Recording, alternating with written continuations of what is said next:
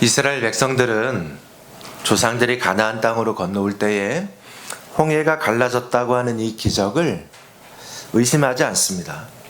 후손들은 그것을 믿기 때문에 지금도 유월절을 절기로 삼아 지키고 있는 것이죠. 또한 이 말씀은 오늘 우리 기독교인들에게도 큰 은혜와 또 위안이 되고 있습니다. 하나님의 이 신비스러운 기적은 오늘 우리에게도 우리 앞을 가로막고 있는 각종의 홍해 바다를 가를 수 있다 하는 가능의 신앙을 우리로 하여금 생각하고 배우게 해주기 때문입니다. 오늘 우리도 앞에는 바다가 버티고 뒤에는 원수가 쫓아올 때가 종종 있습니다.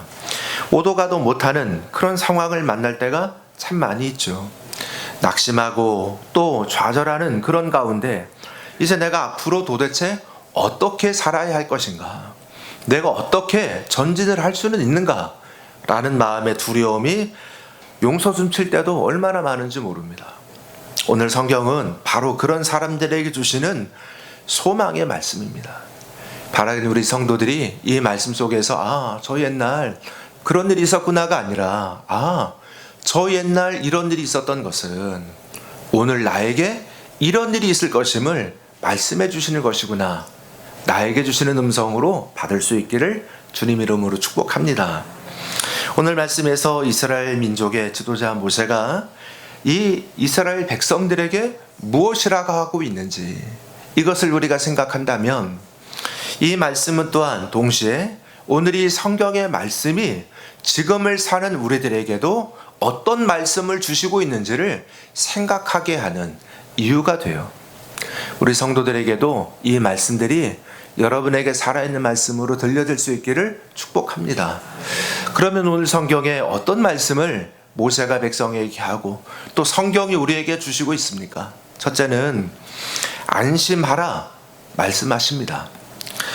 13절 상반절을 같이 함께 읽어보겠습니다. 모세가 백성에게 이르되 너희는 두려워하지 말고 모세가 백성에게 하는 첫 번째 말이 지금 두려운 상황이거든요. 앞에는 바다, 뒤에는 죽이겠다고 쫓아오는 애굽군데 얼마나 두려워요. 그런데 이 백성들을 향해서 첫 번째 음성이 두려워하지 말아라. 달리 말하면 안심해라. 안심할 수 있어야 두려워하지 않는 것이고 두려워하지 않는 것은 안심하는 거잖아요. 두려움과 안심이라는 것은 같이 양립할 수 없는 것이니까요. 문제 속에서도 고요하고 평화로운 태도를 지키는 것은 놀라운 능력입니다. 하나님은 항상 평안을 주시고 사탄은 항상 불안과 요동하는 마음을 줍니다. 앞에는 홍해, 뒤에는 애굽군데 떨 수밖에 없는 상황이지만 그럼에도 하나님은 명령하시기를 두려워하지 말라, 안심하라, 평안하라. 교우 여러분들도 하나님의 이 음성에 순종하고 또 이 음성을 아멘으로 적극 받으시기를 바랍니다. 할렐루야. 성도는 상황 따라 살아가는 사람이 아니라는 것입니다. 왜? 우리가 가지는 평안의 근거는 내가 아닙니다. 나 자신에게서 나오는 평안이 아니에요. 평안을 내가 만드는 것이 아니에요. 세상에서는 어떻게든 이렇게 해보려고 합니다. 왜? 이 평안을 얻을 수 있는 근거를 모르기 때문에 평안의 출처가 그들에게는 없기 때문에 그래서 그들은 스스로 평안을 만들죠.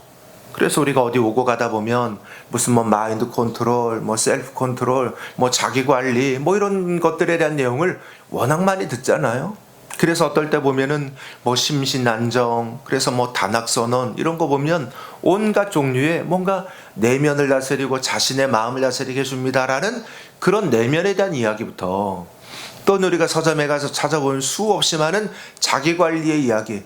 자기관리가 뭐예요? 스스로 내 인생이 위축되거나 어떤 위기에 몰려지지 않도록 내 인생 자체를 잘 다스리겠다는 거거든요.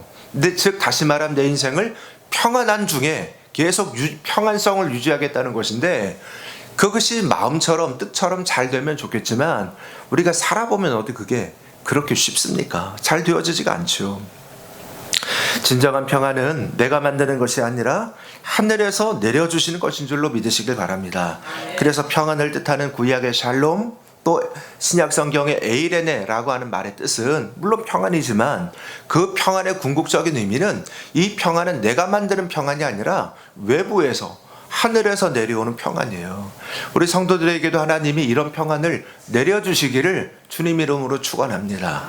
그래서 우리는 하늘로부터 내려오는 은혜, 하늘로부터 내려오는 평안, 하늘로부터 내려오는 안심을 받아서 우리는 그것을 공급받아 살아가는 인생들이 되는 거죠. 오늘도 예배할 때 아마도 여러분의 마음에 예배하면서 혹시 예배 전에 시작할 때의 마음이 조금 소란하고 분주하고 또 정리되지 않은 마음이었다면 예배를 드리는 중에 여러분의 마음들이 차분차분 정리가 되고 정돈이 되고 질서가 잡혀질 것입니다. 안심이 되는 거예요. 왜요? 하늘에서 내려주시는 하나님의 은혜를 받고 하나님의 안심을 공급받기 때문에 그런 겁니다. 우리 성도들 모두에게 이런 큰 은혜가 있으시기를 기원합니다. 그런데 우리가 가만히 보면 평안이 깨어지는 두 가지의 이유가 있습니다. 첫째는 두려움이에요. 불가능한 일을 만난다든지 한계를 느낄 때 인간의 마음속에 가장 먼저 들어오는 마음의 반응이 두려움입니다. 두려움이 엄습한다고 하잖아요. 두려움이 엄습한다. 갑자기 훅 들어오는 거야, 두려움이. 두려움은 우리 마음을 부정적인 감정과 생각으로 덮어서 모든 평안과 기쁨을 다 파괴해버리고 맙니다. 추격해오는 바로의 군대를 보았을 때 이스라엘 백성들의 마음이 압도되기 시작해요. 앞에 홍해 바다가 있죠. 그때는 이렇게 생각했어요. 어떡하지? 어떡하지? 야, 이 바다다. 저거 건너가야 되는데 어떡하지? 어떡하지? 어떡하지였어요. 그런데 그러다가 저 뒤에서 뭔가가 막 그냥 거대한 먼지 구름이 일어나면서 저게 뭐지? 하고 뒤를 돌아다 보니까 잠시 후에 막 그냥 어마어마한 말과 병거의 군대가 대군대가 추격해 오고 있는 거예요. 이야, 애굽 군대구나. 그 애굽 군대인 걸 아는 순간 그들의 마음이 녹아내려요. 다 죽었다. 엄습하는 거죠, 두려움이. 그 두려움의 압박은 백성들로 하여금 이제 절망의 소리를 지르고 모세를 원망하게 하는, 그리고 아우성을 치는 그런 반응을 일으키는 상황을 만듭니다. 자, 이렇습니다. 난리가 났어요. 그때 모세가 이스라엘 백성들 한가운데 서서 선포합니다. 두려워 말라. 여호와 하나님이 너희를 위하여 행하시는 하나님의 구원을 보라. 할렐루야. 온 백성은 다 죽겠다고 난리가 났어요. 아우성이에요. 절규예요. 그런데 그 중에 하나님을 보고 있던, 하나님과 연결된 모세는 그렇게 보지 않아요. 너희가 두려워하지 말고 오늘날 너희를 위하시는 하나님의 구원을 보라. 두려움은 믿음으로 이기는 수밖에 방법이 없어요. 불가능해 보이고 힘들어 보일지라도 나를 위해서 주님께서 길을 예비하고 계심을 믿으시기를 바랍니다. 그래서 믿음이 깊어지면 두려움은 작아지는 것이고, 믿음이 약해지면 두려움은 커지는 것이에요. 시소와 같아요. 그러니까 이 두려움을 내쫓으려고 여러분이 발버둥을 치고 발버둥을 치고 발버둥을 쳐도 두려움은 사라지지 않습니다. 마치 이런 것 같은 거죠. 우리가 예를 들어 우리 예배당 새벽 기도를 하는데 들어오면 깜깜하잖아요. 한밤중이니까. 그때에 누군가가 이제 예배당에 처음 들어오신 어떤 교우가 깜깜하니까 이 캄캄한 어둠을 내쫓으려고 이놈의 어둠아 물러가라 막 그냥 빗질을 하고 막 걸레로 그냥 막 허공을 휘저으면서 어둠을 내쫓으려고 애를 쓴다면 그것처럼 어리석은 사람이 어디 있어요? 그렇게 해서 어둠은 사라지지 않습니다. 그렇게 하지 않아요. 그 다음으로 들어온 분이 왜 그러시냐고, 어둠을 내쫓으려고 하는데 어둠이 나가지를 않는다고. 그가 소리 없이 와서 여기 스위치를 켜면 어둠은 다 사라져요. 빛이 오면 어둠은 물러가는 겁니다. 믿음이 있으면 두려움은 사라지는 거예요. 반대로 믿음이 죽으면 두려움은 그냥 벌떼처럼 일어나요. 그러니 우리 성도들이 정신을 바짝 차려서 내가 내 믿음이 죽으면 내 인생이 망하겠다 분명하게 알고 우리의 믿음을 잘 지키고 믿음에 대한 간구가 있는 여러분들이 되시기를 기원합니다. 두 번째는 후회입니다. 후회. 앞에는 홍해, 뒤에는 애굽 군대. 이 어려운 상황에서 백성들의 태도는 원망과 후회예요. 원망과 후회가 오니까 평안이 깨져요. 11절 말씀 같이 읽어볼까요? 그들이 또 모세에게 이르되 애굽에 매장제가 없어서 당신이 우리를 이끌어내어 이 광야에서 죽게 하느냐? 어찌하여 당신이 우리를 애굽에서 이끌어내어 우리에게 이같이 하느냐? 애굽에 공동묘지가 없어서 우리를 여기 와서 죽게 하느냐고 아우성을 칩니다. 여러분, 백성들이 조금 전까지 이런 생각했을까요? 아닙니다. 이 백성들이 처음에 하나님께서 10가지 재앙을 내려서 그 애굽왕 바로로 하여금 결국 어쩔 수 없이 이 백성들을 놓아서 풀어주게 해서 나가게 했을 때, 그때 이 백성들이 어떻게 나옵니까? 기쁘게 나와요. 즐겁게 나와요. 감사하고 노래하면서 나와요.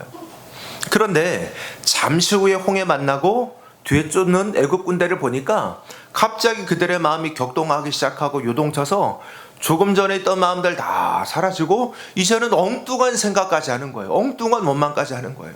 말도 안 되는 소리를 하고 있는 거죠. 12절을 볼까요? 우리가 애굽에서 당신에게 이른 말이 이것이 아니냐? 이르기를 우리를 내버려 두라. 우리가 애굽 사람을 섬길 것이라 하지 아니하더냐? 애굽 사람을 섬기는 곳이 광야에서 죽는 것보다 낫겠노라. 여러분, 원망과 후회가 들어오면 만사가 다 싫고 만사가 다 불만이에요. 여러분, 그런 인생 되시지 않기를 축복합니다. 우리 백성들은, 제가 볼 때 우리나라 백성들은 머리가 정말 좋아요. 아마 세계적으로 뛰어난 머리를 가졌을 겁니다. 진심이에요. 그래서 우리가 머리 좋은 사람, 중국 사람들 머리 좋거든요.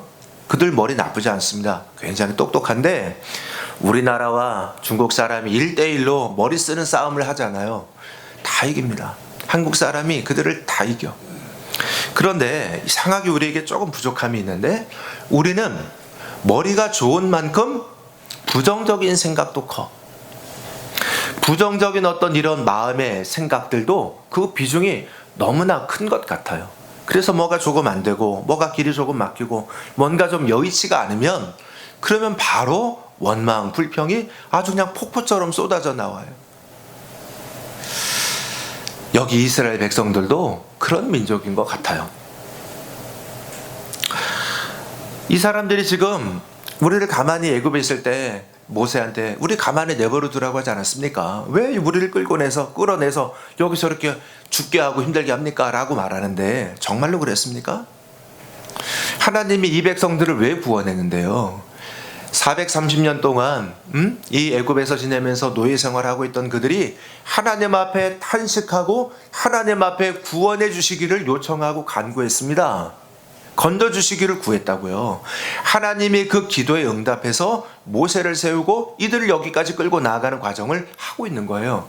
그런데 그때의 처음에 그 감사, 처음에 자기들이 했던 그 하나님 앞에 드렸던 그 고마운 마음, 눈물의 기도는 다 잊어버리고 원망하고 있는 거예요. 예수 믿고 신앙생활을 해도 우리의 인생에도 왜 다 좋은 날만 있습니까? 폭풍 같은 날도 있고, 또 아주 그냥 폭설이 내리는 날, 추워 죽겠는 날, 더워 죽겠는 날, 그런 날들이 다 있습니다.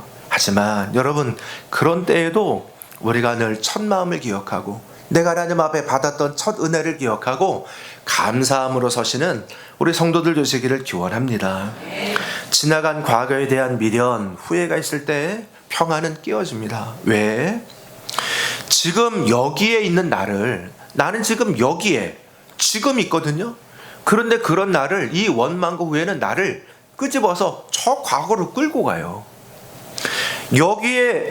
지금 여기에 살고 있는 나를 저 옛날에 저곳에 있는 나의 모습으로 나를 끌고 가려고 들어.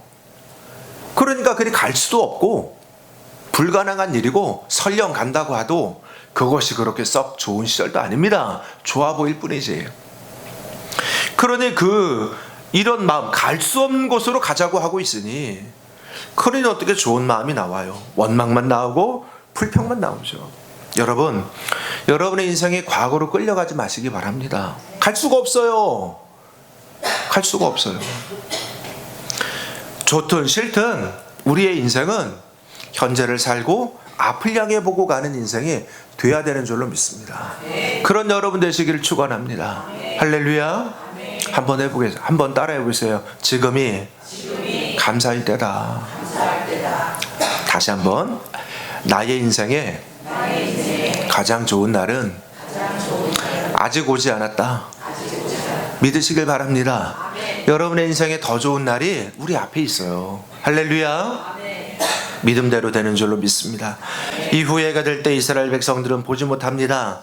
백성들을 향하여 자유와 구원을 계획하시고 준비하시는 하나님의 여호와 이래, 하나님의 계획, 하나님의 섭리를 보지 못해요. 볼 수 없게 만들고 있거든요. 왜? 미래가 아니라 자꾸 과거로 끌고 가니까. 주님 바라보고 나 자신을 담대히 하고 나의 마음을 지켜서 안심함, 평안함이 있는 우리 성도들의 심령이 되시기를 축원합니다. 둘째로 튼튼히 서 있으라 하십니다. 튼튼히 서 있어라. 13절 중간 부분을 같이 함께 읽어보겠습니다. 13절 가만히 있어 여호와께서 오늘 너희를 위하여 행하시는 구원을 보라. 여기 말씀에서 가만히 서 있어라 하는 말에 영어 성경 NIV 성경에는 뭐라고 됐냐면 stand firm이라고 돼 있어요. stand firm. 그래서 이 말씀은 튼튼하게 서 있어라, 움직이지 말고 아주 든든하게 굳게 서 있어라 라고 말씀하고 있는 거죠. 그러니까 이 사람들이 자꾸 요동을 하니까, 그 마음들이 요동을 하고 몸이 요동을 하니까, 그러니까 꼼짝하지 말고 너희들이 요동을 하지 마. 요동하려고 하는 너의 몸을 잘 지켜서 꼼짝 말게 굳게 세워. 여러분, 여러분의 마음이 막 요동을 칠 때 여러분의 몸도 요동치는 거 아십니까? 그래서 여러분이 정신이 하나도 없으면 역시나가면 사람은 왔다 갔다 제정신이 아닌 게 되잖아요. 그러니까 사람의 마음을 따라 몸도 움직이는 거예요. 그러니까 우리의 몸도 우리의 마음도 하나님의 말씀 보면 막 내가 요동을 해. 그때 요동하는 대로 내버려 두지 말고 내 몸을 굳건하게 딱 고정시키는 여러분이 되시기를 주님 이름으로 축원합니다. 그러니까 요동할 바에 차라리 딱 서 있어야 돼. 네? 요동할 바에야 딱 서 있으세요. 주님 나와 함께 계심을 믿고 구름기둥 불기둥으로 인도하시는 하나님이 이 홍해까지 해결해 주실 것을 믿고 내가 굳건하게 서서 기다리라는 이야기예요. 비행기 타고 갈 때 비행기가 날아가다가 갑자기 터뷸런스라는 거 만나잖아요. 이렇게 막 요동을 칠 때가 있잖아요. 그때가 되면 또 계속 안내해 주잖아요. 안전벨트 매고 가만히 계세요. 자리에 가만히 착석해서 가만히 계십시오 라고. 두 가지 의미가 있습니다. 하나는 안전벨트 매고 있어야 이렇게 사고가 안 나요. 어디 굴러다니지 않으니까 사람이 사고가 나지 않는다 라는 것도 있어요. 그런데 또 동시에 다른 의미도 있다고 합니다. 뭐냐면 그 큰 비행기를 타고 가는데 만약에 사람들이 비행기가 유동을 쳐가지고 당황이 되는 거예요. 그래서 사람들이 이제 마음들이 불안해지고 당황이 되니까 어떻게 하느냐, 일어나가지고 사람들이 막 이리 왔다 저리 왔다 하기 시작하잖아요. 그럼 비행기가 어떻게 되는, 중심을 못 잡는답니다. 그 큰 비행기가, 그 대단한 수십 톤 수백 톤 나갈 그 비행기가 그냥 아주 멋지게 하늘을 그냥 자기 마음껏 휙 날아가는 것 같아도 실상은 그것이 아니고 그 속에 타고 있는 사람들이 다 각각의 자리에 안정되게 앉아 있어야 이 비행기가 중심을 잡고 가지, 사람들이 그 안에서 이리 몰렸다가 저리 몰렸다가 하면 비행기가 중심을 못 잡고 이리 왔다 저리 왔다가 추락할 수도 있는 거예요. 그 큰 비행기도 사람들이 조금 몰려서 왔다 갔다 하는 곳으로 위험한 상황을 만날 수 있습니다. 성경은 좌우에 치우치지 말라고 하지 않으세요? 중심을 잡고 자기 자리를 잘 지키라는 겁니다. 여러분, 자기 자리를 잘 지키는 것만도 참 축복이에요. 오늘도 우리가 예배할 때 보면 우리 성도들이 놀랍게도 자기 자리를 지켜. 자기 자리를 가서 다 자기 자리를 찾아가지고 앉아. 자기 자리가 있어요. 참 보면 하여간 그 자리가 나에게 익숙하고 그 자리가 내가 은혜 받는 그런 자리가 되는 거죠. 그렇습니다. 나의 자리가 있는데 내 자리를 잘 지키는 사람이 지혜롭고 또 하나님의 평안을 지켜가는 사람들이 될 줄로 믿습니다. 지난 10일 울산의 유류저장 창고에서 대폭발 사고가 있었어요. 큰 폭발이 났고 큰 화재가 났죠. 이 저장 창고에는 이 저장고, 이렇게 왜 둥그런 큰 저장고 있잖아요. 거기에는 인화성 높은 솔베이트가 160만 리터나 있었다고 합니다. 그러니까 이런 석유물질에 큰 불이 붙었으니 이걸 끌려고 48대의 장비와 237명의 소방대원들이 거기 투입이 됐어요. 그래서 이 말이 237명이고 48대지 주변에 있는 모든 소방서 장비를 다 동원한 것 아닙니까? 그렇게 해서 애를 쓰고 온 힘을 쏟았는데 되지가 않아요. 아무리 거기다가 물을 퍼붓고 소방차들이 거기다 물을 쏟아붓고 해도 불길이 너무 거세서 다 익어버리는 거예요. 불이 이겨. 불이. 결국 하다 안 되니까 다른 방법을 택했습니다. 대용량 방사포라는 것을 거기다가 추가로 끌고 와가지고 가져와서 거기에다가 이제 대용량 방사포를 써서 거기다가 물을 쏟아붓기 시작했어요. 이 장비는 1분에 7만 5천 리터의 물을 쏟아 부을 수 있는 장비라고 합니다. 그래서 제가 쭉 찾아봤는데 어느 이제 보도에는 소방차 20대 분량이다. 또는 어느 보도에선 소방차 40대 분량이다. 이 한 대가 그 능력의 크기가 그렇다고 해요. 그렇게 해서 아무튼 이 장비를 쏟아붓기 시작하니까 초대량의 물을 거기다가 투입하기 시작하니까 이제 이 불이 잡히는데, 이 장비는 워낙 한꺼번에 투입하는 양이 워낙 크니까 직경이 3m랍니다. 직경이 3m짜리 관을 쓴다는 거예요. 무지무지 큰 거 아니에요? 그러니까 이런 물을 쓸 수가 없으니까 일반 어디 뭐 이렇게 우리 그 수도관 해가지고는 사용을 할 수 없으니까 아예 바닷물을 끌어다가 쓴답니다.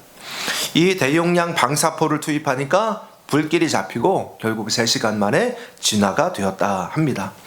거센 불길을 잡는 길이 어디 있습니까? 찔끔찔끔 갖다 쏟아봐야 방법이 없어요. 거기다가 아예 폭포 같은 물을 거기다가 쏟아붓는 겁니다. 말 그대로 거기다가 덮어버리는 거예요. 물로 덮어버려야 그 불이 잠잠해지게 되는 거죠.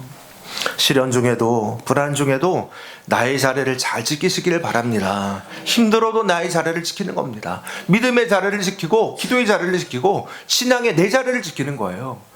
폭풍 같은 주님의 능력이 그런 우리를 덮어주실 줄로 믿습니다. 세 번째, 하나님의 구원을 바라보라. 출애굽기 우리 14장 말씀, 오늘 말씀에 같이 읽어봅시다. 시작. 여호와께서 너희를 위하여 싸우시리니 너희는 가만히 있을지니라. 상황 보며 안절부절하지 말고 하나님을 믿고 인내하며 기다리라 말씀하고 있어요. 현대는 굉장히 분주한 시대입니다. 너무너무 분주하기도 하고 스피드가 빨라요. 그래서 효율성이 높기도 하지만 또 동시에 신앙적으로 보면 기다리는 법을 잊고 살아요. 그런데 신앙에는 반드시 중요한 요소가 기다림이에요. 인내예요. 우리가 하나님 앞에 기도하고 나서도 바로 응답되는 것도 있지만 인내의 시간이 필요한 것이 있어요. 하나님의 때가 필요한 때가 있어요. 그런 기도들이 있어요. 그러니 그때가 되도록 우리가 기다려야 할 것들이 많이 있는데 기다리는 것을 하지 못합니다. 그래서 이제는 우리가 기도할 때도 보면 참 기도가 예전에는 막 많이들 오래도록 기도들 하셨는데 이제는 기도들도 오래 하기를 어려워해요. 그런데 여러분, 우리가 하루에 단 10분, 20분이라도 조용히 하나님과 함께하는 시간, 내가 기도하고 말씀 묵상하고 하나님과 교통하는 시간을 우리가 매일매일 가질 수 있다면 그 사람에게는 내적인 평안이 있어요. 할렐루야. 외적인 평안이 아니에요. 외적인 평안이라는 것은 조건에서 주어지는 평안, 상황에서 주어지는 평안, 그런 거 관계없는 내면에 내 영혼의 평안이 있는 사람이 돼요. 그리고 여러분, 우리가 이 내면의 영혼의 평안이 있는 사람을 만날 때에 이분 정말 평안하구나, 이분에게는 평화가 있구나 하는 것을 우리 모두가 느껴요. 우리 성도들이 그럴 수 있기를 기원합니다. 이사야서 30장 15장 말씀을 읽어볼까요? 너희가 돌이켜 조용히 있어야 구원을 얻을 것이요 잠잠하고 신뢰하여야 힘을 얻을 것이거늘. 그러니까 우리가 조용히 있어야 구원을 얻고 잠잠하고 신뢰할 때 힘을 얻는다. 교회 여러분이 이런 인생이 되시기를 축원합니다. 조용하게 하나님의 음성을 듣고 하나님의 평화, 하나님의 임재를 얻는 그 사람들이 되시기를 기원합니다. 힘이 있어요. 이 영혼의 힘이 있다니까. 이런 사람에게 이런 실화가 있습니다. 실제 이야기가 있어요. 미국의 어느 부부가 이제 인생의 노년을 이렇게 복잡하고 혼란하고 소란스러운 이런 세상을 좀 벗어나서 좀 평화롭고 좀 조용한 곳에서 자기들의 인생을 살아가기를 원했어요. 그래서 이 두 분이 열심히 우리 이런 곳이 어디 있을까? 그런 곳이 어딜까를 열심히 찾았습니다. 세계 곳곳을 다 많이 찾아가고 방문을 하면서 둘러보다가 드디어 가장 좋은 곳을 찾고 발견하고 그리고 그곳에 정착했습니다. 그리고 첫 크리스마스에 미국의 자기 교회 목사님에게 이제 편지를 보내서 소식을 전하면서 안부를 전하면서 자기들의 이야기를 전해 주었어요. 그리고 자신들은 지금 세상에서 가장 평화스러운 곳에서 이렇게 정착하고 이제 지내고 있습니다. 감사합니다. 그곳이 어디냐? 아르헨티나 옆에 있는 섬 포클랜드예요. 그들은 여생을 그 섬에 바닷가에서 그 고요하고 평안한 그곳에서 편안하게 잘 보낼 것을 아주 기쁘게 기대했습니다. 그런데 웬일입니까? 그들이 크리스마스 카드를 보낸 지 바로 얼마 지나지 않아서 그 포클랜드 섬을 놓고 영국과 아르헨티나 사이에 전쟁이 일어났어요. 그리고 그 포클랜드 섬은 한순간에 쑥대밭이 되고 말았습니다. 이 세상 어느 곳을 보아도 조용하고 평화스러운 그런 것을 아무리 찾아봐도 진정 평화의 땅, 조용한 곳은 이 세상에 없습니다, 여러분. 할렐루야. 여러분 사는 곳이 제일 좋은 곳이에요. 할렐루야. 믿으시길 바랍니다. 내가 머물러 있는 곳이 하나님이 내게 주신 땅이 가장 소중하고 감사한 곳인 줄로 받으시길 바랍니다.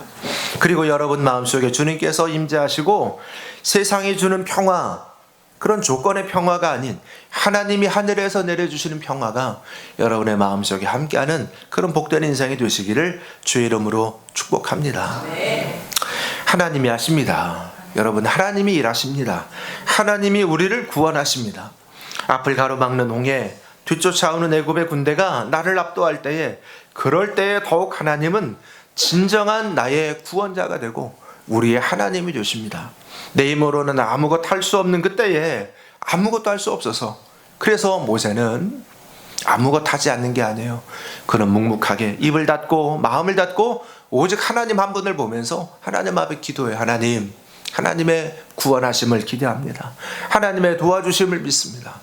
오로지 모세 한 사람만이 이와 같이 기도하고 간구하였는데 결국 그의 기도대로, 그의 간구대로 하나님의 놀라운 은혜 역사는 일어나게 된 줄로 믿습니다.